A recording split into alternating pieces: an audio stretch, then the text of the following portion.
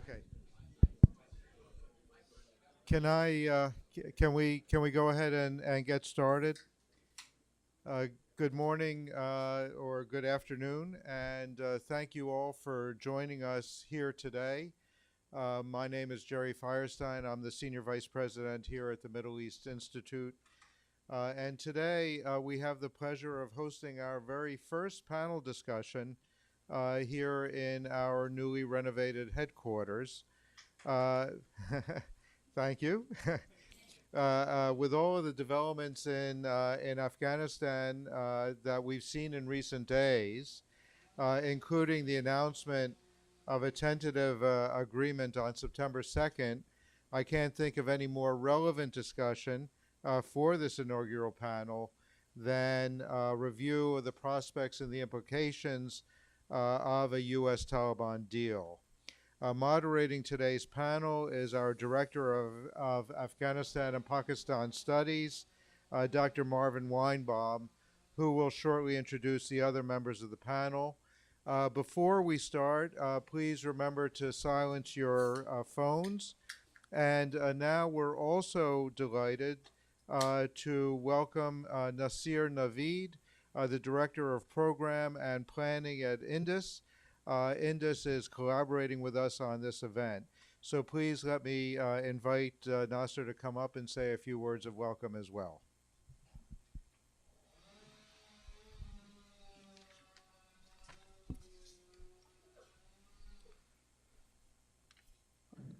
Welcome to everyone on behalf of Indus.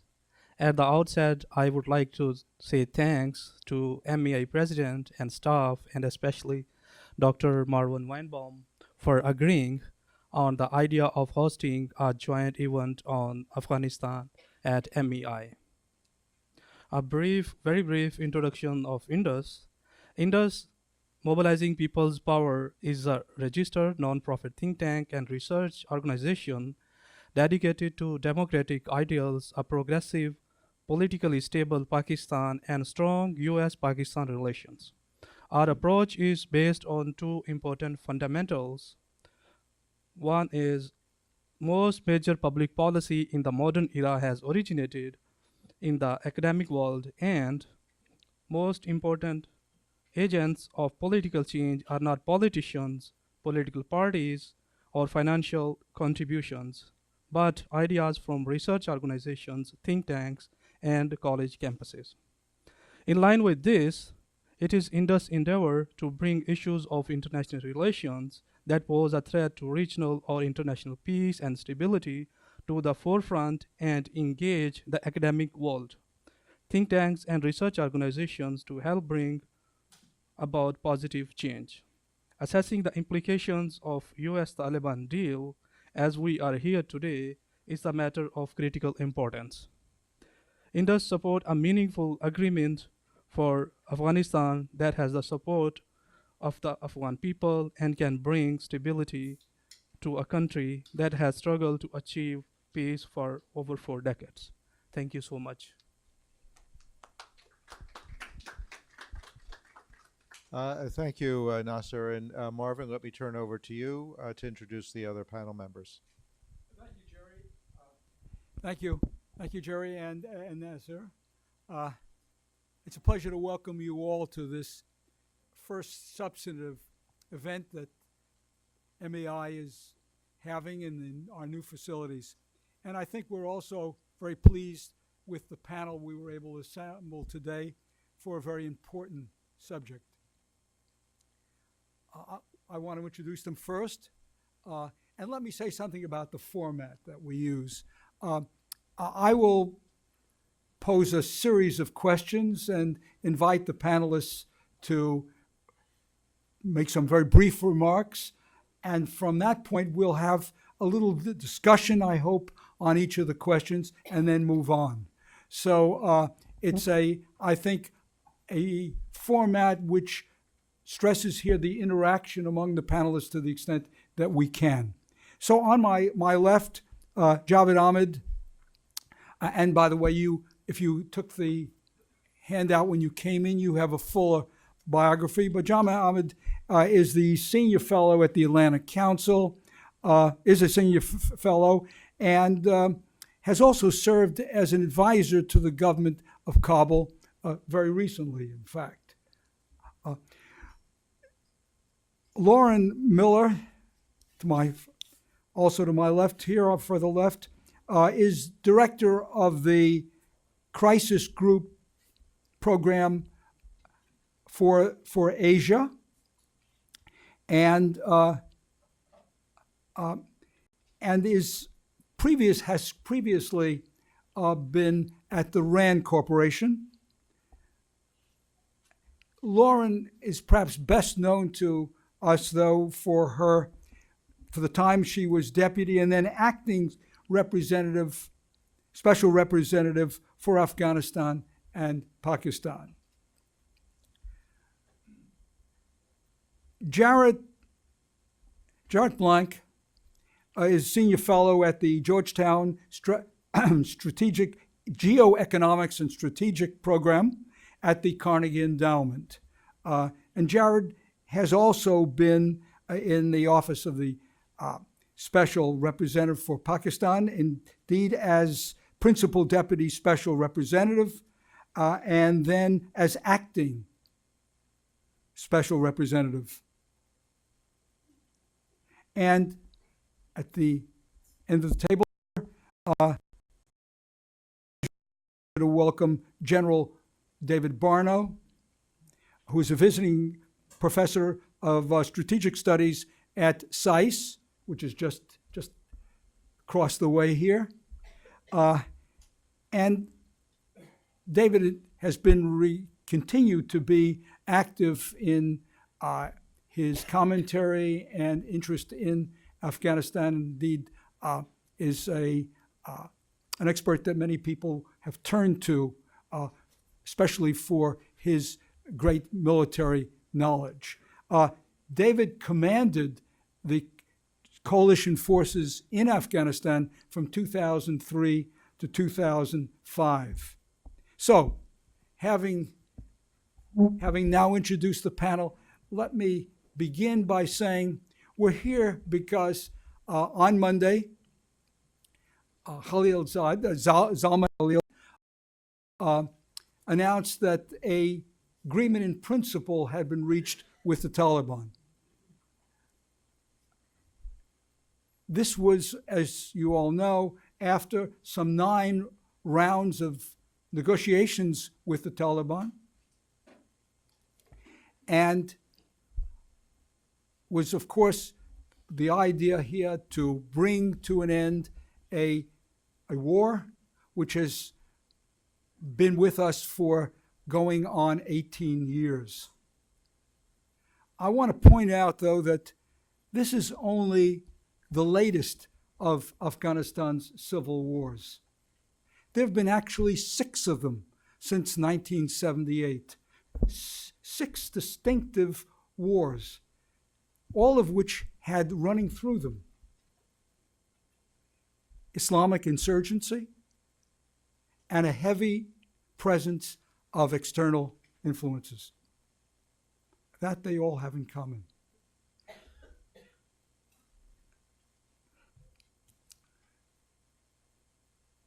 Let me bring to your attention a book which just come out here on civil wars in the Middle East, written by scholars at the Middle East Institute. There is a chapter on Afghanistan. Ahmed Majid Yar, rather, and I have authored that chapter. And I commend you to read this volume because the editors here, I believe, have done a marvelous job. Paul Salem, who is our president, and Ross Harris, one of our premier scholars.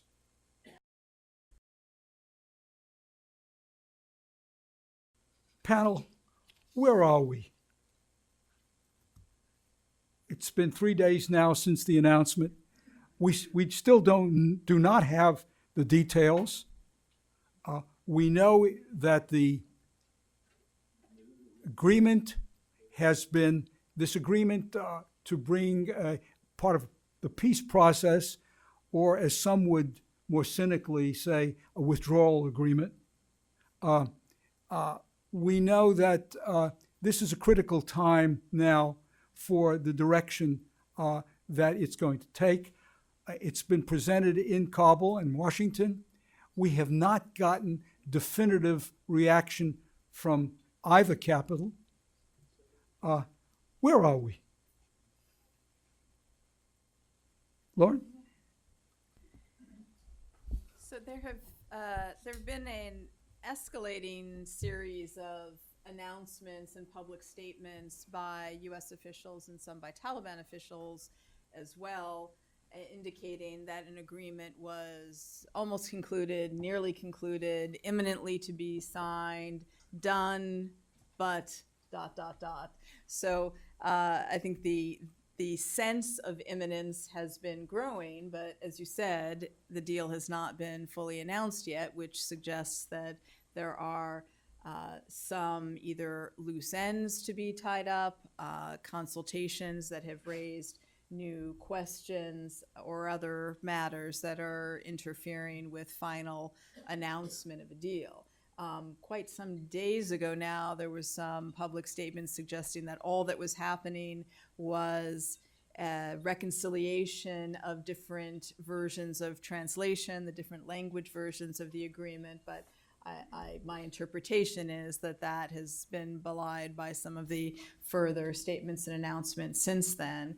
I think one of the consequences of this period of time of, as I said, these escalating series of statements is that it has created space for those who are likely to be dissatisfied with the deal or dissatisfied with parts of the deal to launch broadsides on it, even without the details being known. And there have been reports of Ambassador Khalilzad's visit to Kabul this week and his consultations with officials there, and concerns being raised there. And again, this sort of space and time creates an opportunity for efforts to try to modify or unwind some of what he's doing. I would say similar phenomenon here in Washington, too, for those who may be uncomfortable with elements of the deal. So it's my hope that whatever it is fully and finally announced soon, and that the speculation and discomfort with uncertainty that there is, and perhaps most acutely in Afghanistan, is at least resolved, and we know where we are, and work can then be done to move forward. Others? Oh, is ambiguity perhaps part of the strategy here? Jared? I mean, Sure. I'm only guessing, but looking at this from the outside, I would say that the game here was to try to avoid exactly the situation that Laurel has correctly identified. So you get out forward, you say both sides sort of say positive things about the status in order to try to avoid this period of semi-public debate. That hasn't worked, and so you now need to kind of find a fallback position that gets you out of the zone of ambiguity, because I don't think that's not healthy for anybody interested in the deal. Dave? Yeah, I think it's worth noting too that even without having all the details on the table, there are some outlines that have come out of the September 2, the total press conference that Ambassador Khalilzad held, and there's been quite a bit of response to that already here in Washington. I mean, it's not insignificant that we've had a letter released by 9 former diplomats that had very senior roles in Afghanistan that's at a minimum skeptical about where the agreement is going based on what has come out on Monday. In particular, looking about whether the United States can still maintain its ability to intervene in Afghanistan, have some type of force there in the aftermath of an agreement, whether there's actually going to be a peace at all, which I think is a question that's on the table, or is this just an interlude before the Taliban, or the U.S. withdraws, before the Taliban actually continues its combat operations against the Afghan security forces. So there's a great deal unknown, but I think what we do know suggests, and I'm concerned when I read people like Jim Dobbins and Ryan Crocker being very, very critical of this at this point in time. Those are credible folks that have been involved with this since the beginning, since even before I was there in 03 and to 05. And I think there's a lot to be debated about this. And the fact that it's not in the public square, I think there's a negotiating stance that makes sense in that regard. But at some point in time, I think the Congress of the United States, the American people, the president's got to make a case why this is the agreement that makes the most sense for the United States, preserves our vital national interest in that region in the aftermath of some kind of withdrawal, and ideally preserves the Afghan state and what progress has been made there in terms of particularly human rights in the last 19 years. Yeah.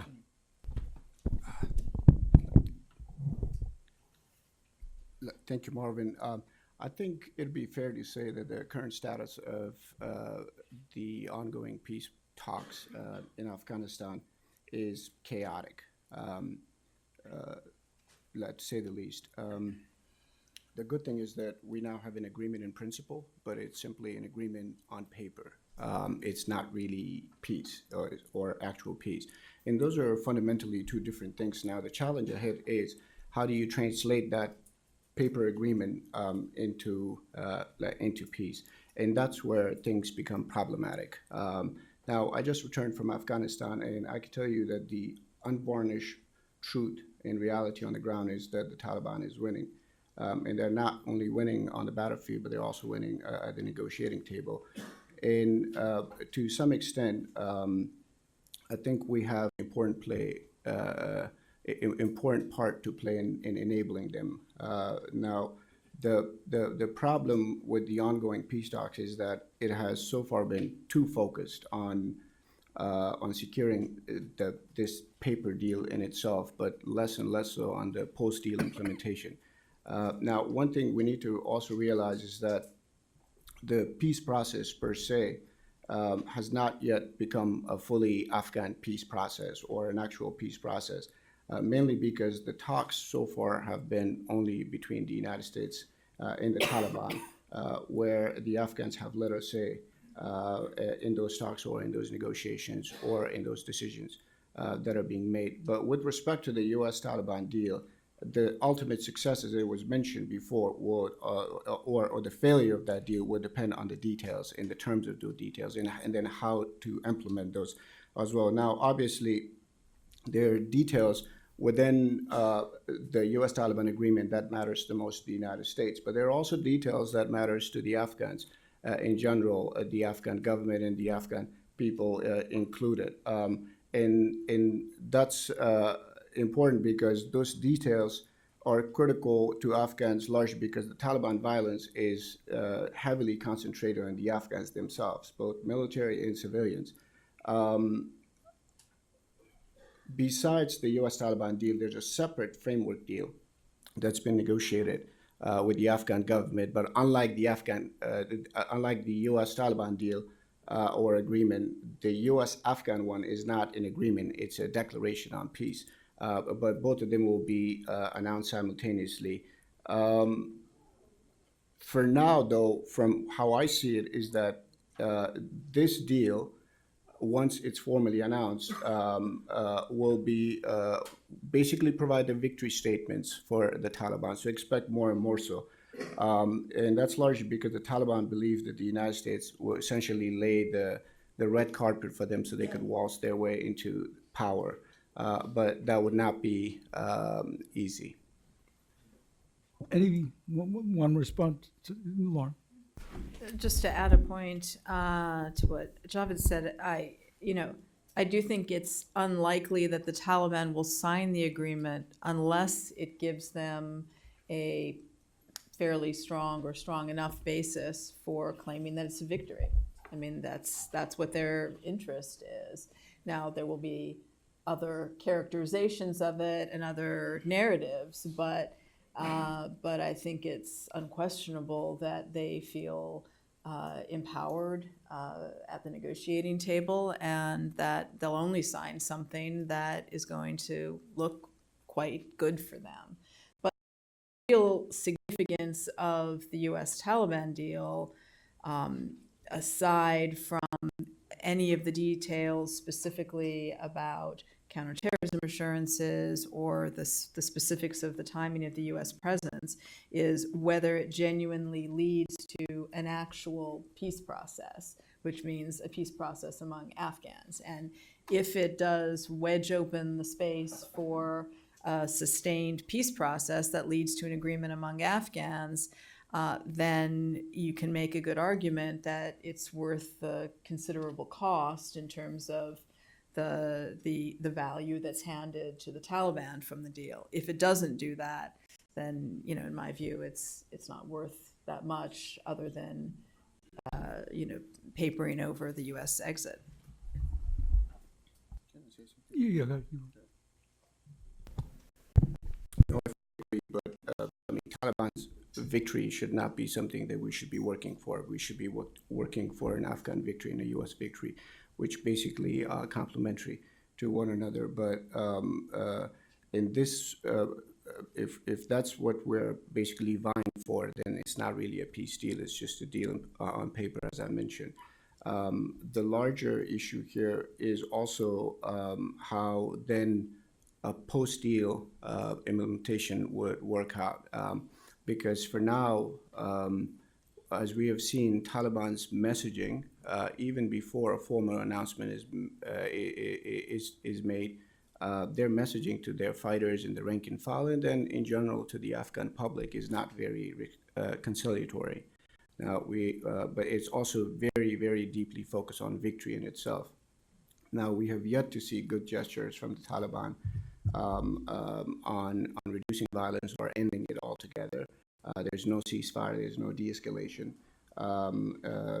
There's no release of prisoners or hostages that they're holding. There's no denouncement of or cutting of their ties with Al-Qaeda and other terrorist groups that are operating inside Afghanistan. And there's also no easing on propaganda. So this puts into question the actual merits of the deal, and that's why I think we should do other things to ensure that some of the flaws that exist in the deal would rob the Taliban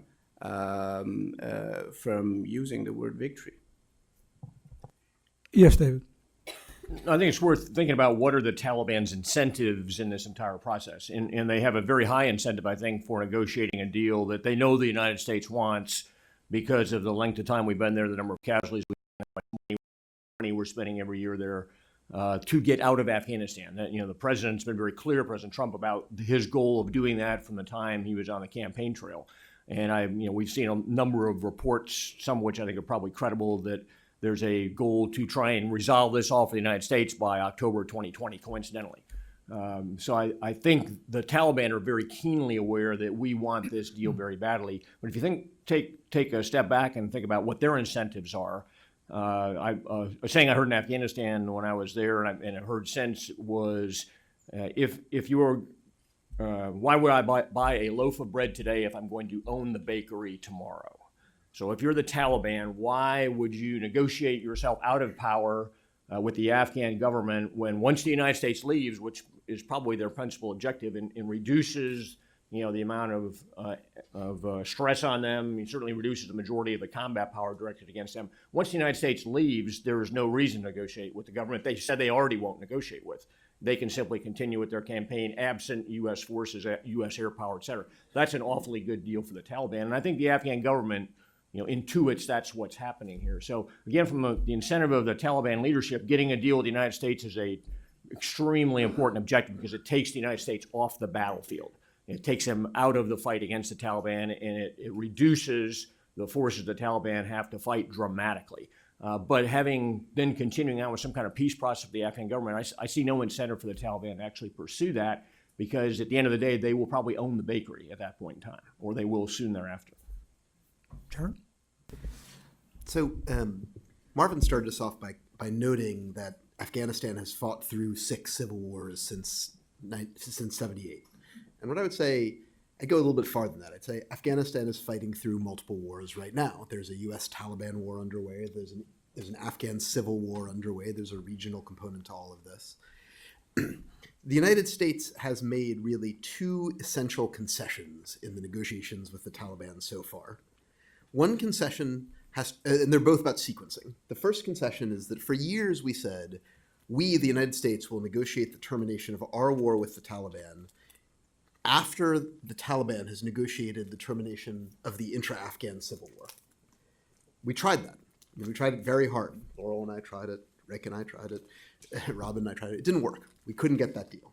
And so the first concession that was made was to agree that there would first be a negotiation between the United States and the Taliban about what that peace would look like, certainly at least in case the Taliban and the other Afghans could negotiate some kind of solution to the ongoing civil war. The second compromise has to do with ceasefire, right? We always said that the peace process had to include a ceasefire quite early on. And that hasn't happened. Instead, we've got some very, very limited assurances, I think, about diminution of violence and sort of allowing a safe withdrawal of U.S. troops. But as the Taliban have very clearly demonstrated over the course of the last few weeks, not a ceasefire in the internal civil war in Afghanistan. The reason I'm calling both of these things concessions is because neither of them are desirable from the perspective of the United States. Certainly neither of them are desirable from the perspective of the government of Afghanistan. Nevertheless, they both seem to me almost certainly necessary in order to advance the peace process. We tried it the other more preferable way and we failed. And so if you want to try the peace process, you're going to have to try something else on sequencing. And that is exactly what Ambassador Khalilzad has done. What I would say just very quickly about the two sort of other points made about US leverage and Afghan leverage in continuing this process, going into the next phase. First of all, please don't underestimate continuing US leverage from this point on. First of all, because a withdrawal plan is not a withdrawal. The Taliban have seen the US announce withdrawal plans before. If the Taliban does not live up to their commitments, whatever they are, however they're understood, if it appears as though this is not working for US security interests before the end of the withdrawal, I don't think the Taliban should be too comfortable that when those final decision points are reached, they're going to go the way the Shura wants. So just from a military perspective, our leverage remains so long as those last forces are there. Certainly our leverage also remains because the Taliban wants other things. They want they want to be part of an internationally legitimate government or control an internationally legitimate government. They want financial assistance because they know that no government in Kabul has ever resourced itself domestically. It needs international financial assistance that can certainly not come if they are a pariah in the eyes of the United States. So there is US leverage. And the second thing is, please don't underestimate the strength of the non-Taliban Afghan forces, because that will become a self-fulfilling prophecy. If it is true, as General Barna just said, that the Taliban has no incentive to negotiate an end to the civil war other than US forces, then the war is lost and we should leave. I don't happen to believe that it's true. I think that the non-Taliban Afghan forces, the Bonn order, the government, and the legitimate opposition are reasonably strong. The Taliban, we've spent years underestimating the Taliban, and now we're starting to overestimate them. They're powerful. They are a strong political military force, but they're not 10 feet tall. And so long as the Bonn order retains some psychological cohesion, there should be the basis for a negotiation between these two parties. Now, if the Bonn order collapses because they are convinced that they only exist by gift of the United States, then all bets are off. But again, if that's all there is, if the Bonn forces cannot survive without this U.S. presence, which does not make sense from a U.S. security perspective, it is not justifiable from a U.S. security perspective, then this is a tragedy of 18 years, but there's no solution that involves just hanging around a little bit longer. Okay. David? Yeah, I might take issue with a bit of that. I think, one, I'll talk about sustainability for the United States, maybe in the second part, but I also, having spent some time around the Afghan security forces and interacted with people that have spent time around them in recent years as well, those forces are very much underwritten by the United States of America. Their paychecks are underwritten by the United States of America. Their air power is provided largely by the United States of America. Their forces on the battlefield are backed up by American advisors. If I pull all those sticks out of the Jenga pile, I'm not sure what I have at that point in time. Now, clearly, the Afghans have fought the Taliban long before we were there, arrived in October of 2001. There was a war going on at that time between the Northern Alliance, principally, and other factions in the country, and the Taliban, and they were in some degree of a stalemate. The Northern Alliance forces were not doing particularly well at that point in time. And that could break out again. But I'm not sure that would look like the Afghan National Army and the Afghan National Security Forces, putting on the robe of the Afghan central government and continuing to fight the Taliban effectively. I think it would be more likely to fall back on its warlord and tribal factions that the Northern Alliance represented in 2001 and continue the war in that regard. So I'm very skeptical. We've poured a huge amount of money into the Afghan security forces. And we've sent Americans there to advise them for decades now. And the people I talk to, aside from their special operations forces, they're very highly trained, very small number of forces, or their fire brigade around the country. The other forces are not particularly capable. And the fact that Taliban essentially is winning today with the United States in this fight makes me doubt there's any prospect for the Taliban not winning overwhelmingly if the United States comes out of this fight. Final thought on sustainability. I for one, and I've served in Afghanistan for 19 months. Both my sons served in Afghanistan, for over a year apiece. And so I know what it means to send soldiers to combat, and I know what casualties mean for families. And as the Dobbins letter with the 9 diplomats points out, you are 5 times more likely to die in a training accident in the U.S. military today than to be killed in combat in Afghanistan. We've had 16 Americans tragically killed there this year. We have dozens of Americans killed in training accidents every year all around the world, far, far more than that. And I'm not saying that's justifiable, but if we think that the current effort is sustainable with 3% of the defense budget and 14,000 American troops out of a force that has, over 1 million on active duty, I'm not sure that what we're doing right now isn't sustainable longer. We're war weary. We've been doing this for a long time. We'd like to find an end to get out of this, but I'm not sure, any cost to get to that end is the right answer either. Maybe it ought to be pointed out that we have about 140,000, I believe that's correct, American forces abroad, basically for stabilization purposes. So looking at the commitment to Afghanistan, I think that we would reinforce David's position here that maybe there is a sweet spot here where the level of commitment here is one which is politically acceptable in the United States, and at the same time is sufficient at least to, if nothing else, to buy time for the Afghan security forces. If I could just very quickly say, this is my least favorite analogy in Afghanistan. It is not comparable to South Korea, Japan, and Germany. We are not and have never fought insurgencies in those countries. Yeah, okay. I understand that, but yes. Sure. Okay. Just a couple of things. It's in Afghanistan. It's not all insurgency either. It's if you look at the U.S. National Defense Strategy from the 2018 one, there are 5. The United States have listed 5 external threats, existential threats to its security. There's China, Iran, Russia, North Korea, and then terrorist groups. Now, interestingly, 4 out of 5 of those external threats have a convergence in Afghanistan, right? 4 out of 5 of those threats, with the exception of North Korea. Now, what does that tell you? Right? So it's not just insurgency. There's also, you just take the terrorist groups. These terrorist groups will follow you home. These are terrorist groups with global reach, right? The way they network, they've created networks of networks. That's how they did it from Syria to Afghanistan. They've created these offshoots all over. That's one. The second is on the.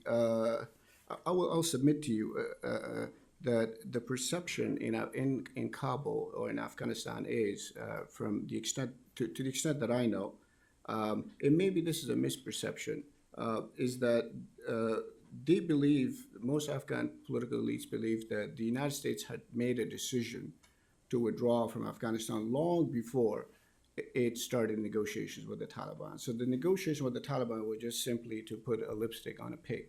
And that may be. So if that's misperception, we should do a better job at dispelling it. That's one.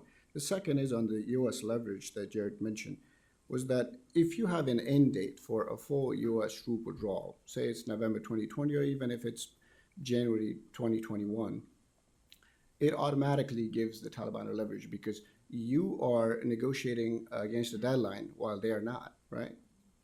And so we should also do a better job at that one. So this is another issue, and this puts the United States at a major disadvantage. It's just from the start, unless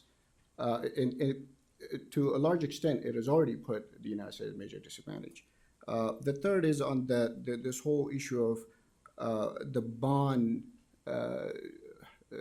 bond setup, how the non-Taliban Afghans are strong enough to basically defend Afghanistan. I don't think so. They are part of the problem. When you look at the Afghan political elites in Kabul, they resemble a deck of cards, of 52 cards, basically. They've been shuffled, reshuffled, or successively in the last two administrations. But they are basically part of the problem.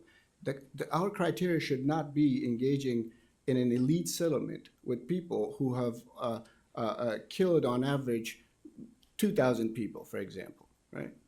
We should be engaging with the people. And that's why this deal envisions, this U.S.-Taliban deal envisions that kind of elite settlement, which would be fundamentally flawed. And that's why it would not merit President Trump's approval, for that matter. Thank you. Looking at the agreement as it exists, would any of you like to point out anything which you find particularly hopeful in the agreement or that disturbs you, given as much as we know? Yes, Laura. Well, the one thing that would make me most hopeful about the agreement, or most positive about it, is if in its terms it draws a clear enough linkage between the U.S.-Taliban deal and the subsequent peace process that's supposed to commence among Afghans.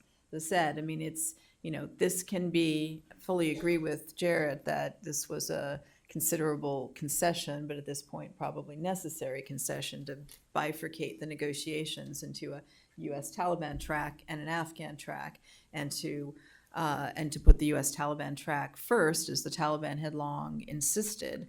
But it will be a worthwhile concession if there is a tight enough linkage between the terms of the U.S. Taliban deal and an Afghan peace process that produces a result. If it's extremely vague on that point and simply calls for the commencement of talks without some degree of clarity as to how the U.S. drawdown is tied to the Afghan peace process, I would find that concerning. Beyond that, on the conditions as to the U.S. drawdown, my assumption is it will be written in a way that can be sufficiently flexibly interpreted to accommodate developments on the ground, or accommodate at least somewhat different characterizations between the two sides. I just wanted to make one response, though, to Javed's points. I mean, I personally think the suggestion that Afghanistan is so existentially important to U.S. national security because China, Russia, Iran are nearby, and because of terrorism, I find that greatly exaggerated. And the only demonstrable external plotting against the United States that has originated from that region since 9/11 was the Pakistani Taliban links to the Times Square bombing. So it's not to say that there are not continuing concerns about terrorist groups in the region, but I think it actually undermines arguments for a sustained U.S. engagement to exaggerate the terrorist threat. The hard part of these negotiations, obviously, lies ahead. After all, having taken as long as it did to see merely comparing it with what lies ahead, merely the acceptance of the notion that the Taliban should not be supporting terrorist groups, and the United States to find a acceptable timetable for withdrawal, this has been excruciatingly hard. With that in mind, we should necessarily, assuming now that we do get the signing on for what we have, we've got to look at what follows. We know that there is scheduled here a meeting among Afghans in Oslo. So let me ask, what are those negotiations likely to look like? How representative will they be? How unified will either side? How acceptable? And how difficult?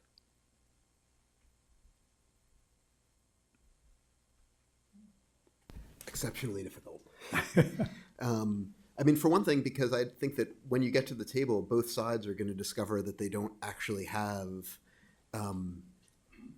straightforward agendas for their side, right? I mean, the Taliban have had a very clear set of objectives from their negotiations with the United States. I don't believe that they have developed a clear set of objectives for the political future of Afghanistan. So that, it's the negotiation's always hardest on your side of the table. That hasn't really been true for the Taliban for the last 9 months because they've been going on long set principles. That's going to change for them. And the same is going to be true on the other side, right? The representatives of, again, the Bonn order, I think, are going to have a very hard time coming up with an agreed set of objectives in these negotiations. So even before you start trying to figure out whether or not the two sides can square their differences, coming up with what those differences are is going to be difficult, time-consuming, painful, and also historically precedented. Right? The world has done this before. The Norwegians have done this before. There's a so I don't say that as an entirely optimistic thing. It fails a lot, but there you do start to get into a rhythm of how these negotiations proceed. One of the challenges created by the separation of the process into first the U.S. Taliban track and then the later peace process is it means that the second step is going to be launched without the kind of preparation that you would normally do for a peace process. Ambassador Khalilzad has said repeatedly publicly that he has been very careful not to be discussing internal Afghan issues in this U.S. Taliban track. And I think it's reasonable to take that at face value. I mean, I wouldn't exclude that words have passed lips about the issues, but I don't see any reason to expect that substantive issues of what the new political settlement in Afghanistan will be have really been hashed out in that the U.S. Taliban track. And yet there is a necessity to very promptly beginning those talks right after the U.S. Taliban deal is done. Normally, in a peace process, when you get to the point where you're all ready to actually arrive at a venue for overt talks, there's been a lot of groundwork laid, perhaps by a facilitator or a mediator. There can be other arrangements where an agenda has been worked out, the format has been worked out, the rules of the road for the talks have been worked out, the sequencing, the objective of are you going to have phases of negotiation, like what are you trying to achieve in the first phase? Maybe you've had some shuttle diplomacy. None of that has evidently occurred in this circumstance. And I mean, on the Kabul side, they're very publicly struggling to even form an empowered consensus team to engage in this negotiation. And as Jarrett said, on the Taliban side, there's reason to believe they haven't even really thought through what their political platform is. So that means everyone's going to arrive at Oslo with no clarity as to what they're doing, and not even clarity about the role of the United States at that stage, of the Norwegian hosts, of will there be some other mediator. So it's going to be quite a task to try to contain the chaos and prevent it from breaking down rather quickly in those circumstances, because you really do want to find ways to develop some traction, especially against the backdrop of the two sides not having clear negotiating positions and platforms that are fully elaborated. Do we now even know the role of the Kabul government in this process? Has, yes, Yeah, and First, very quickly to Laura's Yeah. earlier comment about the extent of the threat in Afghanistan, and I don't think it's exaggerated, and it's largely because if you look at the IG report, the latest IG report, it flags and explains in a very alarming way the magnitude and the extent of the terrorist threat with its global reach. So if it's exaggerated, then we're exaggerating it ourselves, right? So then we need to understand that as well. And obviously, Afghanistan is at the center of it. So if it's at the center of it, then naturally it will have some kind of significance. Now, do you not want to watch over those threats? Do you not want to have intelligence presence on the ground? Do you not want to have medevac capabilities? Do you not want to have a quick reaction force that could respond to threats at a moment's notice? Do you not want to have an Afghan government or an Afghan security force as an important local ally that you could easily mobilize? Now, all of these things. Now, the problem is that the threat has morphed and it has significantly transformed. And that's why it has direct implications for U.S. security here inside the homeland. And second, on your question, Marvin, from the Afghan side, there will be in Doha, in Oslo, there will be a 15-member Afghan negotiating team that will engage with a almost 19-member Taliban team to the extent that I know. excuse me, have the Taliban agreed that they will talk directly to this 15-member? Yes, I'm going to say a couple things about that.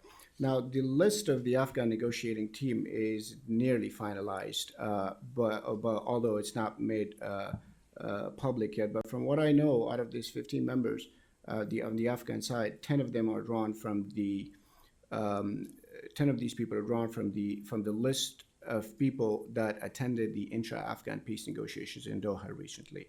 The other 5 are new names, and this includes experts on constitution. There's a religious scholar. There's a guy who is one person who's an intelligence expert.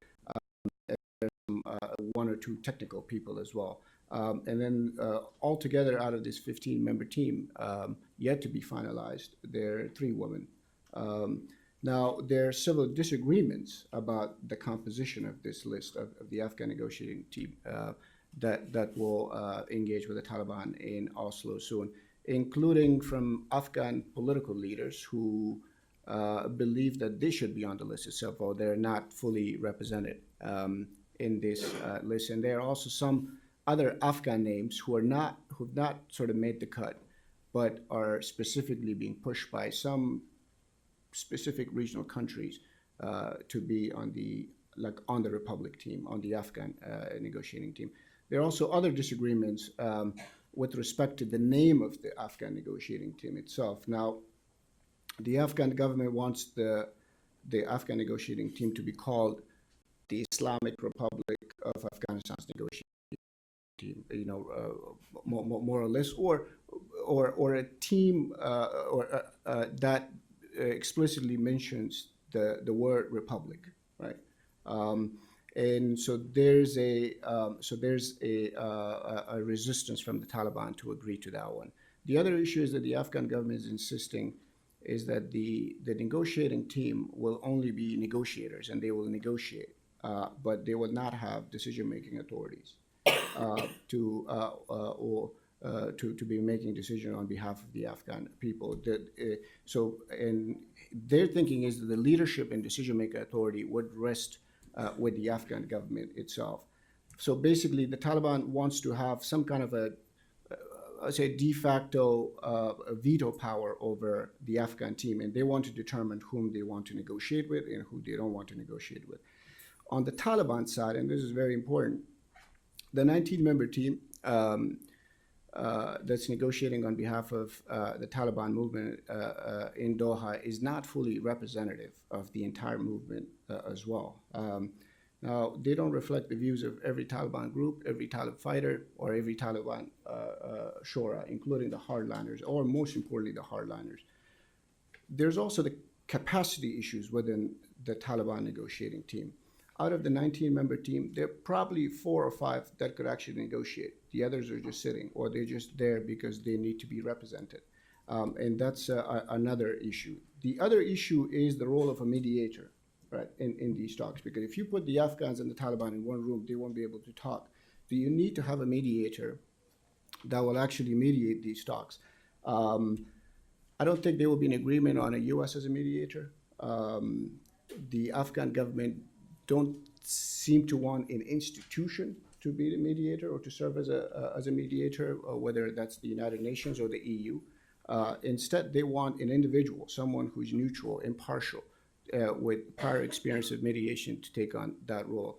And that has created more and more problems. But from what I know, substantively speaking, from what I know is that the non-Taliban Afghans, including the government, when they go to Oslo, they would not go with a fixed position. They would be ready for hard trade-offs and compromises. But can we say the same thing about the Taliban? Anyone else on this? If not, let me ask about power sharing itself, because that's really what is the objective of these negotiations. How realistic is it to expect real compromises here when it appears that the visions of both the Afghan government side, Afghans in general, in supporting a republic, would, from what we know of the Taliban rule in the 90s and what they have said as well, and in repeating the fact, both privately and now publicly, that their objective here is an emirate, and that at the same time, the idea that they would compete as a political party, that they would stand for election, that they would serve in parliaments, take cabinet seats in a republic, appears anathema to them. David? No, I think that's right. And I would add maybe to the last discussion as well. I'll take the very pessimistic view on the negotiations in Oslo, is that they, in my view, will be negotiations that, mark time until the United States departs. And I'd be astonished if the U.S.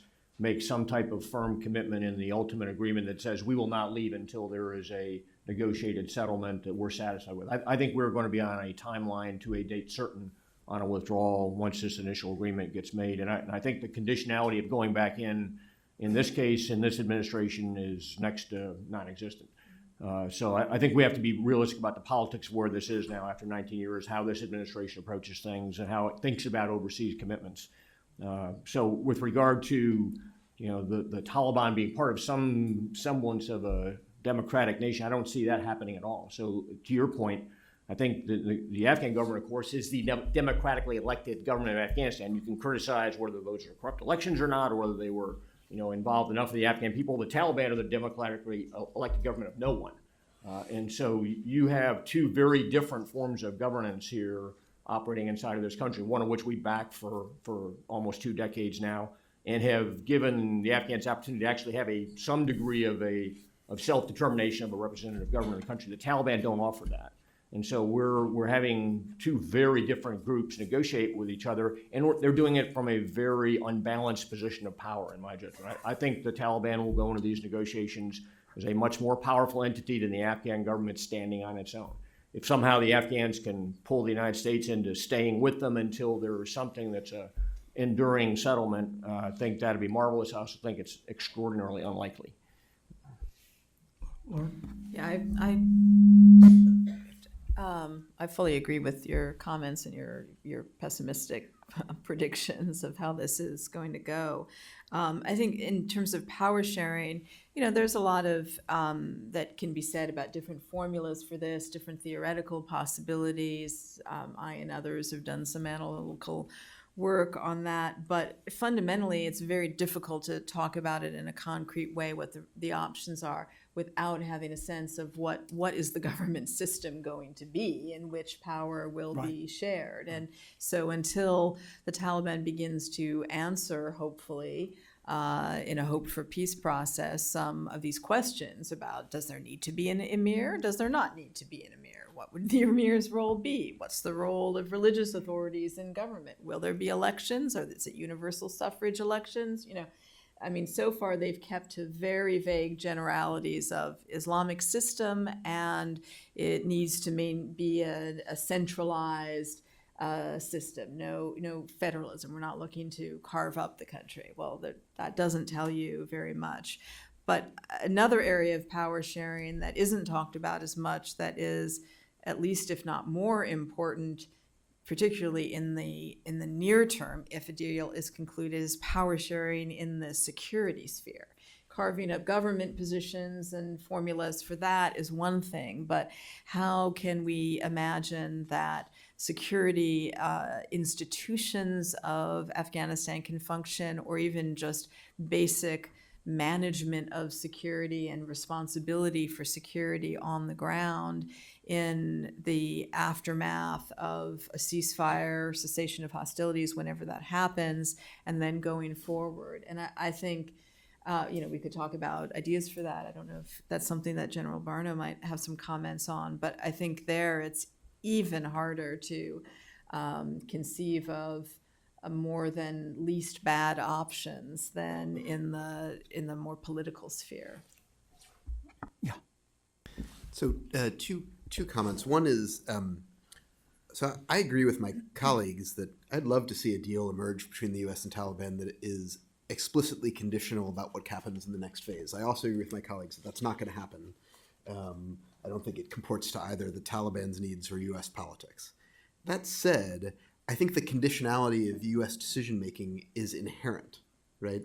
I always like to say that... And that we change our minds? Yeah. I always like to say that my wife has the right to change her mind at any time. And in this case, the U.S. is my wife. We always get to change our mind.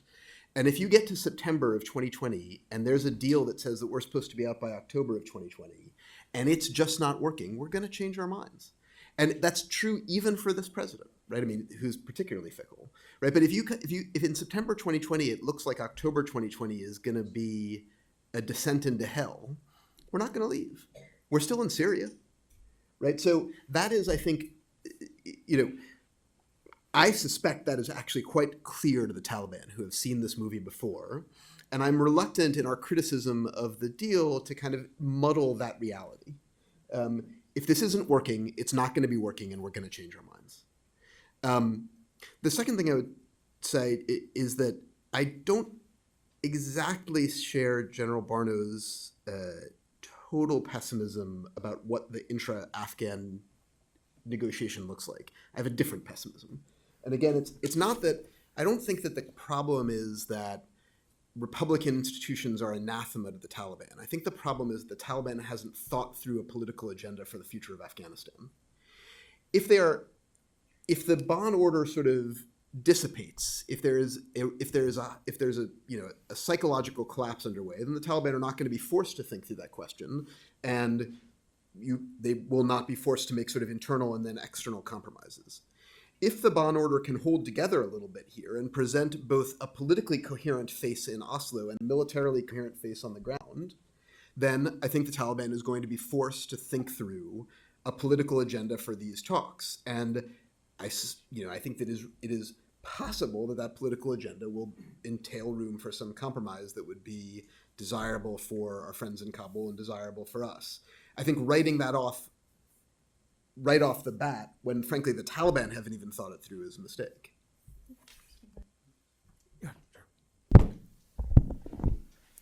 Power in Afghanistan is a very terrifying thing, actually. And power abusers are a lot more terrifying. But to be fair, and in all fairness, the Afghan polity, by any measure, is fragmented and it's divided. There is no consensus among Afghan leaders and notables about what kind of future they want for their country, what kind of system they want for their country. In fact, they don't even agree on a common definition for peace. For many, the word peace basically means whatever protects their financial and criminal interests. And that's why there are more and more people who are concerned with managing power than managing the country. And so, therefore, a settlement among the Afghan elites is not a solution. It's going to be a problem. The other thing is that even if the Afghans agree among themselves to reach some kind of a settlement, or if they have some kind of a consensus on what kind of a representative government they want, there are still other unknowns, and the bigger unknown here is your counterparty in peace, with the Taliban. Now, you're dealing with a very fickle enemy here, and this is where the debate about the Islamic Republic versus the Islamic Emirate comes into play. The Afghan government's position here is that the Afghan Republic need to be preserved. But they are open to, as I said, hard trade-offs and compromises, including constitutional amendments. The Taliban, on the other hand, even though they're intent on the emirate, they do not seem to believe, at least this is my opinion, that they don't seem to want a state collapse, but rather some kind of a state capture by monopolizing power and then eventually reconfiguring the state according to their own version of a Sharia-compliant Islamic regime. And that's why I happen to believe that in the Oslo talks, they will seek a maximalist outcome for creating, or by creating, an outsized role for mullahs in the system. And that's how they're going to shape the outcomes post-Oslo. The other issue is that the two fundamental features of an independent state is independent and a state. And both of them in these talks are basically at stake, because I don't think that the Taliban believe in an inclusive, representative, an independent nation state, or in this concept. Or maybe their concept is just very very sort of extremist and minoritarian. And this creates a lot of issues, because one side is on one spectrum, or the other is on the other spectrum, and we don't have a complementary vision for another political outcome. Ideally, one that would serve American interests as well. So that's why the Taliban may agree to shape power, but they're unlikely to amend their rigidly anti-democratic stance. And so it's also very, very likely that the Taliban will formalize and even expand their control over the areas that they control while they're talking, and effectively govern. And so when that happens, I think the future state, at least how I see it, it will involve some kind of a two-tier system for governance, and possibly with elected and non-elected leaders, and with some kind of a clerical oversight, as we have seen in Iran or in Egypt or Lebanon. So, yeah. We probably have to keep in mind, though, that where there have been conflicts globally in which you have conflicting existential differences here in the values of the antagonists, that almost invariably it ends with one side winning and the other side losing. That very sad fact. And you can think of some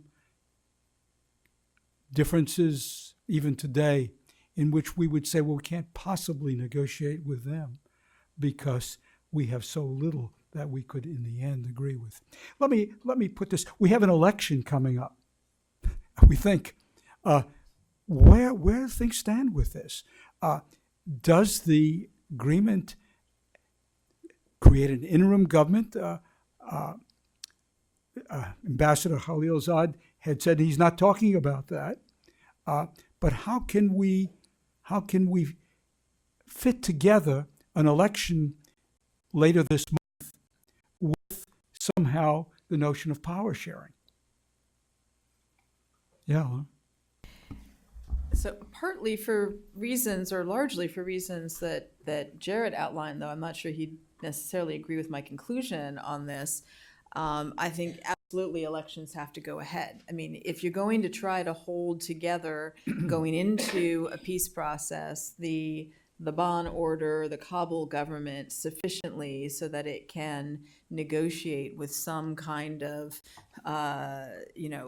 integrity. I don't mean integrity in the moral sense, but in the cohesion sense, then you've got to go ahead with elections. Anything that just simply dispenses with that system for all of its flaws. I mean, whatever you think about the quality of the elections, how much democracy they do or don't bring, who's running, who's not running, all of that to me analytically is a point when you consider what the downsides would be of not going ahead with the elections, of throwing out essentially the current system, suggesting, well, we really weren't so serious about all that democracy stuff after all, in exchange for nothing but uncertainty about the future.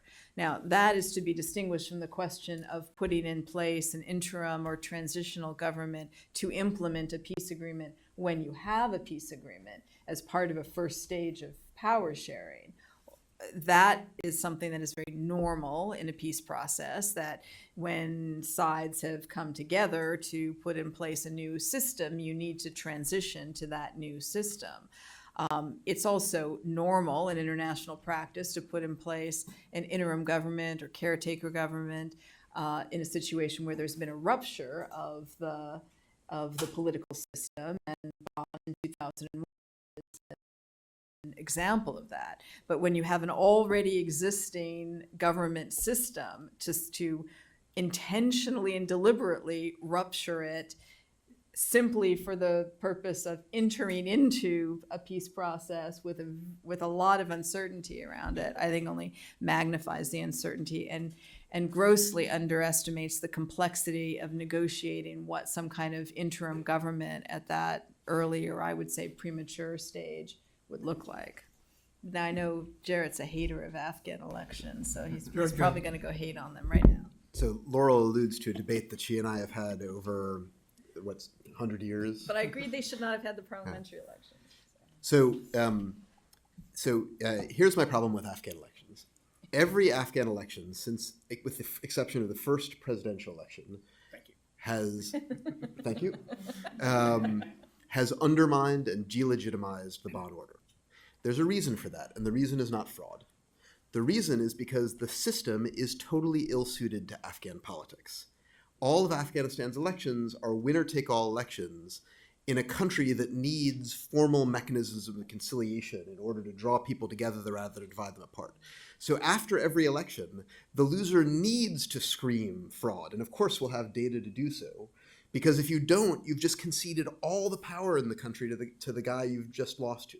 And that is incredibly dangerous, as has been pointed out already. So I believed, and Laurel and I had this debate in other public fora earlier this year, that we should have taken the opportunity of kind of the spring and early summer to postpone these elections, not to cancel them, not to have an interim government, but to say, you know what, September is too late. You can't possibly have the second round before the winter sets in. Let's have the elections in spring of 2020, which would be well in kind of the range of Afghan normality so far, in order to avoid yet another round of bleeding the Afghan state before a peace negotiation begins. At this stage, I think Laurel's probably right. It's too late. It's too late. If you made that announcement now, it would be so transparently about the peace process. I think I agree with Laurel that sort of launching into kind of another negotiation to have an interim government in order to negotiate with the Taliban, I think that's a mistake. But that said, I do think that the diagnosis here needs to be borne in mind by the Bonn leadership. And by that I mean especially President Ghani and whoever emerges as the winner of this election, and also whoever emerges as the losers of this election. And if they don't find a better way to negotiate out a conciliatory post-election framework, they're going to lose the war. So the stakes really couldn't be any higher, although I agree that at this stage, the best solution, which would have just been to punt this and either have a peace negotiation or have an intra-Bonn negotiation to come up with a better way to kind of divvy up power through these electoral cycles, that better solution is probably no longer really available. We have time for one more question, and I'm going to extend our stay here by 10 minutes because we started 10 minutes later than we anticipated. Can I say a couple things about? Yeah, did you want to talk about, but let me just conclude by saying that, so I do want to leave some time for questions, and I do have one final question, but go ahead. First, I fully agree with you, Laura. Second, on the bond order that Jared mentioned, I think the bond order, as I mentioned before, was fundamentally flawed. Because if it was not fundamentally flawed, we would not be sitting here discussing the merits of the U.S.-Taliban deal, and then discussing ways and means to bring them into the current bond order or create a new order. Right? On the elections, look, it's democratic continuity in Afghanistan is important. That's one of the crowning achievements of America's engagement in Afghanistan. It's not going to be a Jeffersonian election, but still, one vote is better than no vote, and that robs. But if there's no vote, that would rob the legitimacy of the current order. And I don't think that even when you conclude a deal with the Taliban, they would then basically agree with you based on that level of trust that you're not going to erode the legitimacy or the legality of whatever deal you end up concluding with that group. One. The second thing on the interim government, I think only those in Afghanistan who are not part of the current system or have been isolated and see a part in the interim government are pursuing the idea and pushing for the idea of an interim setup in Afghanistan. And their objective is very, very clear because they don't like the current government, and that's as simple. But as Laura said, an elected government shouldn't be just simply tossed after one or two meetings in Oslo because you've agreed to it, because it creates a bad example, and you cannot stop the spread of a bad example. If there are no elections on September 28th, and you have a flawed or a weak U.S.-Taliban deal, plus no intra-Afghan settlement, it will be a win-win for the Taliban. Now, the objective here is very clear. You need to get at least one of them right. That's one. The second is, if the elections are delayed, it will likely be delayed, say, for, and this is speculation, for 6 months, right, to provide ample time for the Taliban and non-Taliban Afghans to reach some kind of a settlement deal. Following which, if there's an agreement, if there's an intra-Afghan settlement, there could be an interim government, assuming there's an agreement on an interim setup. The Taliban preference in an interim setup would likely be, from what I know, is they want an interim government for a longer period of time, possibly even 2 years, right? But there are questions with respect to that as to what kind of authorities they would have, what kind of configuration would that setup have, who would lead it, right? Who would lead the security institutions in the meantime? And so all of these questions have actually put the actual merits of establishing an interim setup into question. Yeah, I'll stop there. Yeah. Thank you. So very quickly, panel, what might be the implications of an American disengagement from Afghanistan for U.S. strategic interests in the region of Afghanistan? David. Yeah, let me start on that. It's a complex question, and I don't agree with Javed that Afghanistan is the intersection of all of our global strategic interests with the Russians or the Chinese or Iranians or whatever. It is an important part of the world. The region, in many ways, is more important than any individual countries to the United States. If there are some downsides, clearly, if we're not in Afghanistan. I mean, the first and foremost concern we have is, does Afghanistan in that part of the region revert to some type of a safe haven for groups as we saw in Syria, or in Western Iraq here in the absence of any U.S. troops here after the 2011 pullout there. Does something like that, unfold in Afghanistan, that then again becomes a threat to the United States? That's always the first argument, and that is a possibility. We have to be thoughtful about that. Our ability to prevent that from happening or to strike those type of terrorist groups declines dramatically if we don't have any bases there, which probably is what the outcome will ultimately give to us. That said, though, the other strategic outcome is I think we would have much less influence in the region by not physically being there. We'll have less influence on Pakistan. In some ways, we'll have less influence on Iran. But I think that's a secondary interest relative to the issue of potential terrorist bases there. But again, this is a choice we have to make in terms of whether our current commitment, that goes back to sustainability, is our current commitment sustainable enough for a high enough value of outcome? Do we want to continue what we're doing here for the time being and try and continue to build Afghan security forces to take a greater role and responsibility to defend their own country? Or are we willing to concede that possibly the Taliban could take over this country? Is that going to be an acceptable outcome for us given what the strategic impact might be? And that's a very tough question to answer.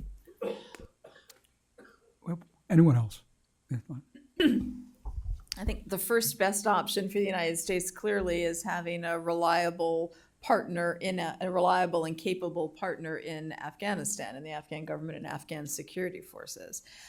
If that is not a long-term solution for the United States, my prediction, to be distinguished from a policy recommendation, please, my prediction is that the U.S. will look to how shall I put it, to step back up to some degree its military-to-military relationship with Pakistan, and will look to Pakistan as a more significant counterterrorism partner in the region than it's been today.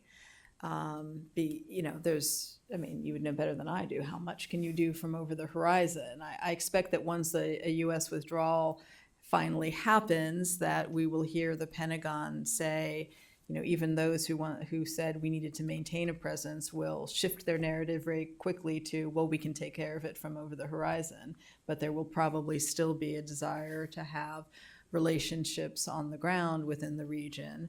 And if the Afghanistan-Pakistan area continues to be a fertile ground for terrorist groups, then I suspect the U.S. will look again to Pakistan. Again, I'm not proposing that in a normative way as a desirable outcome. One can debate that both ways. That's my prediction of the trajectory. So I would distinguish between the geostrategic and the counterterrorism interests here. I think from a geostrategic perspective, U.S. interests are only served by a withdrawal from Afghanistan. Our troops are hostage to the GLOCs and ALOCs in Pakistan. And so we really have no choices regarding our relationship with Pakistan, because that becomes the necessary foremost objective in our relationship. If we're no longer in Afghanistan, we have a choice. We can take the course that Laurel has predicted and I believe very strongly endorsed. Or we can take another course, right? We have a wider range of options. I think the same is true of Iran. It doesn't help us with Iran to have troops who are at risk in Afghanistan. I think the counterterrorism question is more complicated. And this is also, they can be stoked by Iran. Precisely, that's what I mean. Yeah. Exactly. Not to mention just the expense and the political exhaustion in the United States that this engenders. I think the counterterrorism question is complicated. If there is a political settlement in Afghanistan, then I think it's probably better from a counterterrorism perspective than the status quo, because most potential terrorist threats in Afghanistan would emerge from territory that is not now and will not be in the foreseeable future governed by Kabul. So if the Taliban are somehow part of the dispensation, it's in our interest.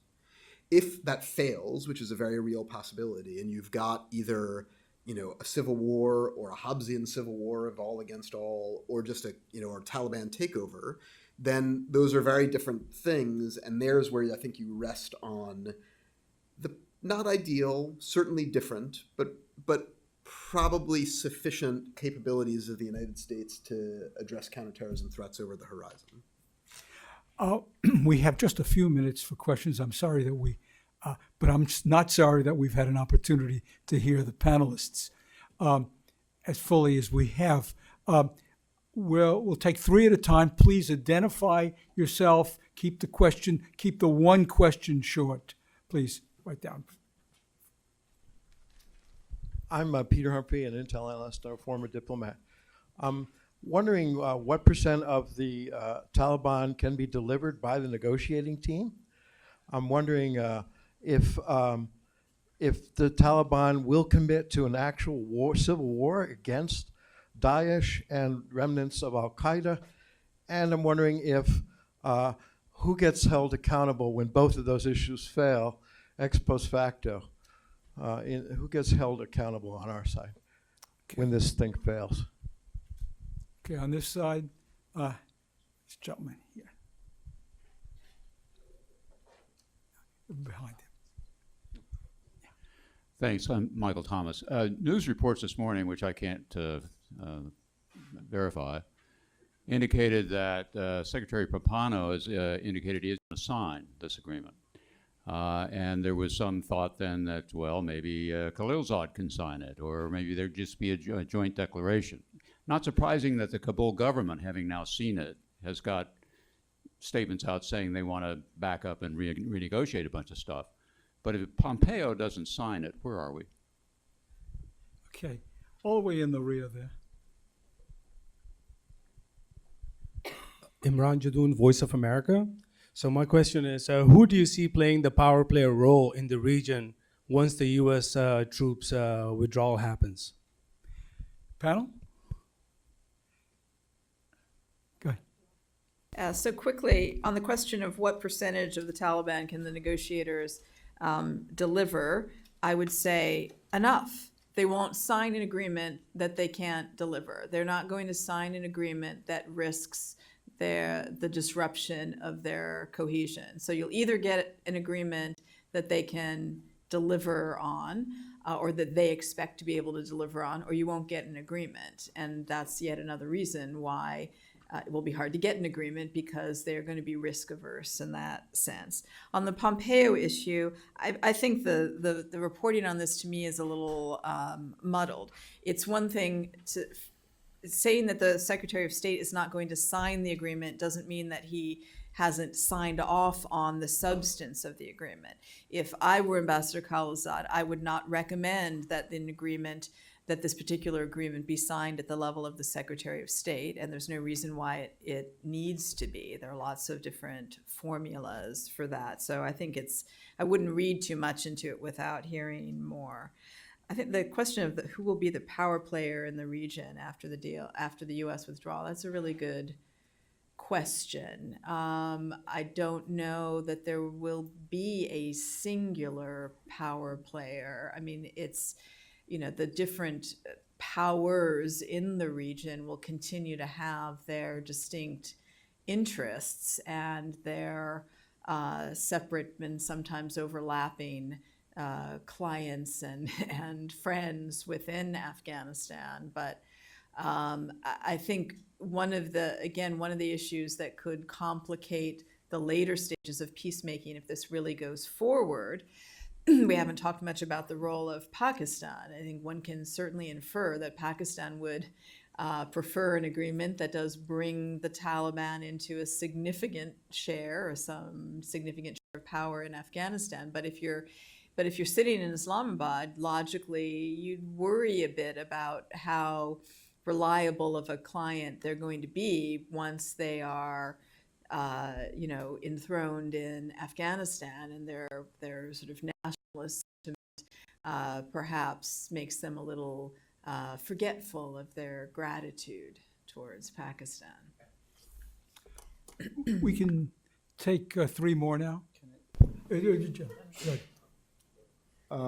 So first on the question about what percentage of the Taliban would come and reconcile should there be an agreement, it's really tough to say, as Laura mentioned, because the Taliban, the reality is that Taliban is a multi-generational and fragmented splinter movement. So they're Shoras and they're hardliners, they're moderates, they're centrists, they're rank and file, they're businessmen Taliban who see actually war more profitable than peace. So it's tough to actually put an actual number on this one. Say, okay, these many people will reconcile, but it's fair to say that some people will reconcile, others will defect to other groups, some will declare neutrality and they say we have nothing to do anymore.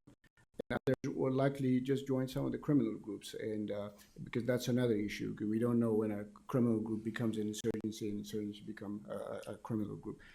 So that's one. We don't know on the counter-terror part. We have seen terrorism from the Taliban. We don't know what kind of a counterterrorism partner they will make. So that's also another issue within the talks as well. On the part about what would actually count as violation of the terms of the agreement or cheating, we also don't know. And even if there's cheating or violation of the agreement, how exactly we're going to hold them accountable, in which party. If Secretary Pompeo, if those reports are true, if Secretary Pompeo signs the agreement, which seems unlikely, he will own it. And I don't think in its current form he would like to sign the agreement because he doesn't want to own it.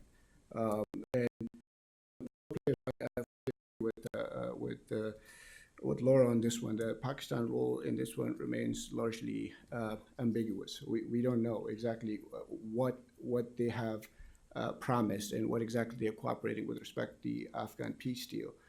The other is that we have seen a rare convergence within the Pakistani military and civilians leaders, Imran Khan and General Bajwa, on Afghanistan. But we don't know whether that convergence translates down sort of that senior level, and whether the junior officers in the Pakistani security apparatus will follow suit. So, but for now, it is how it is. The argument they're making is that Pakistan is serious this time about the Afghan peace because the United States is serious.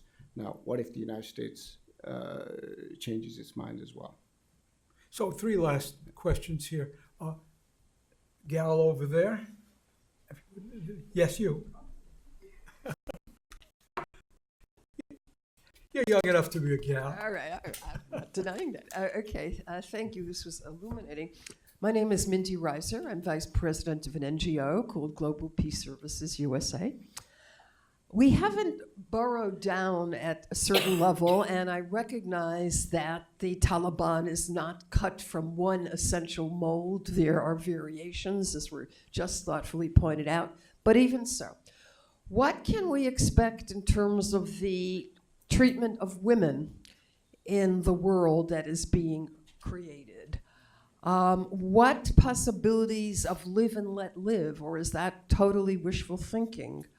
Can women expect to walk freely and play a role in public life? What about women, Taliban? That's a world I don't know.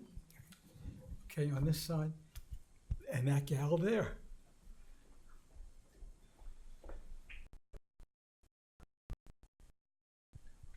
Thank you. I'm Stacy Shammer from the International Civil Society Action Network. I was just curious about the upcoming meeting in Oslo. Do we know when it is, whether Norway might serve as a mediator, and do we know the number of civil society representatives on the Afghan team? Thank you. Okay, let's get this fellow over here. Third question. Hi, my name is Daniel Gagliano. I'm a student at Johns Hopkins SAIS. My question is, since a number of people have alluded to the quality of security that is offered by the Afghanistan forces, what will be the expectation of what allies will be expected to provide to continue to buttress, after an agreement, the military? Very good questions. Yeah. Dave? Let me start with the last one, and I'd like to talk a bit about women as well. I think we talk frequently of the fact that there's 14,000 American troops in Afghanistan. There's about 15,000 other NATO troops that are not Americans in Afghanistan as well, and those are very much connected to each other. The non-American NATO troops are not involved with combat operations at all, but they will march in lockstep with the United States if the U.S. leaves, in my judgment. And you know, the NATO Secretary General was commenting today how enthusiastic he was about the negotiation. So I think NATO is very much looking to the United States to try and find a path out of Afghanistan, much like the U.S. government is trying to find out here as well. So I don't think there's going to be a NATO presence in any way beyond the presence of U.S. forces in Afghanistan. As long as there's Americans there, there's probably going to be some NATO forces there, even if symbolically. But once the U.S. leaves, I think the other NATO countries will leave as well. On the issue of women, I think that's a huge concern that all Americans that pay attention to Afghanistan share. I don't think there's a great deal of indications from the Taliban that how they treat women is going to be significantly different than it was 25 years ago. I think we've got now millions of Afghan girls in school. We have a whole generation of Afghan women that have grown up and have been in leadership positions. I think that's going to be very much at risk. If there is going to be a voting system after Taliban takeover, if that occurs, I don't see women as being part of that system of voting. I don't know if there will be one, but I don't think the Taliban will recognize their vote, and I also don't think that they would see women as being equals in society in any kind of leadership position. So I think their basic premise there, I haven't seen much.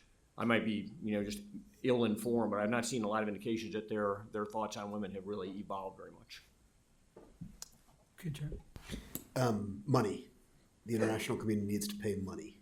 The troops will leave, but if the money doesn't flow, then either the bond order collapses or what emerges from the peace talks collapses. The details on Oslo aren't set yet, as far as I know, so those questions are not yet answerable. On the issue of women, so the worst case scenario is either sort of this Hobbesian war of all against all, or a collapse of the bond order, which leads to a full Taliban takeover of the country. In either of those circumstances, human rights across the board, and especially women's rights, are going to be horrifically violated at every possible turn. Either a more orderly civil war, where the bond order sort of stays somewhat coherent and manages to hold something like the territory it's now holds, the major cities, or a peace deal, which, despite the fact that Afghans don't like the phrase decentralization, Afghanistan is a highly decentralized country, might leave the status quo more or less in place, right? So the fact is, women don't have a tremendous amount of public freedom or role in public life in large parts of the south and east and the rural part of the country, both in government-controlled and Taliban-controlled parts of the country. That's just the reality as it is today. It will not improve as a result of a peace deal, but at the same time, the situation in Kabul, in Mazar, in Kandahar might not necessarily get a whole lot worse if a deal can be struck. And that's not a particularly satisfying answer. It's certainly not an answer that is somebody who's, it's not an answer that any Afghan would want. It's not an answer that somebody who's given a lot of time to Afghanistan would want, but it's just the best case scenario right now. It's not going to improve so long as the civil war is being fought. If you could come to a deal 20 years from now, you might look back on it and say, oh, look at that. There's actually been some social development, some progress in parts of the country that haven't now seen it. But that's the high end. Okay, finally, go ahead. Yeah, just very quickly on the Oslo meeting, as Jared says, no details are confirmed yet, but the dates they're pushing for is September 23rd. And that's 5 days before the Afghan elections. On the Afghan security forces, as it looks for now, the support the Afghan security forces will continue. It will continue at the current level for the foreseeable future. The defense appropriation for Afghan security forces is about $4.9 billion a year, and so. But it's also conditions based. So assuming the conditions changes, then there will be we may see changes in this appropriation as well. But for now, the United States will likely continue advising select Afghan units. But in the order of priority, we'll see first U.S. priority will be the Afghan Special Forces and the Afghan Special Mission Wing. The second would be the Afghan Air Force. And then the third would be the Afghan National Army, but only at the core level. But the training advising of the conventional forces, more police and the army, would be left to the Afghan government. On women, I mean, I echo whatever but my co-panelist says, but I could just say in one very sort of short sentence is that the Taliban are really scared of the Afghan woman. Well, on that note, I think we've been able to enjoy this afternoon a remarkably knowledgeable, analytically rich discussion. I'm sure you all agree on this, and it's a pleasure to have had an opportunity to bring together a group like this, and clearly the Middle East Institute and others in town will be following along, and so we're very fortunate to have in Washington so many people who are able to discuss at this level this kind of critical matter for the United States, for the Afghans, and indeed for everyone. Thank you so much for coming, and let's give a show of applause.